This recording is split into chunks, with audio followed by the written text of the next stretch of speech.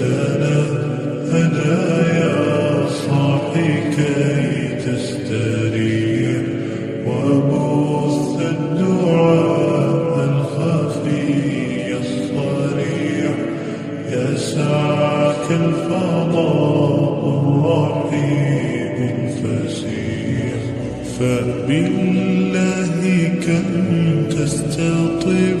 القروح ويبرأ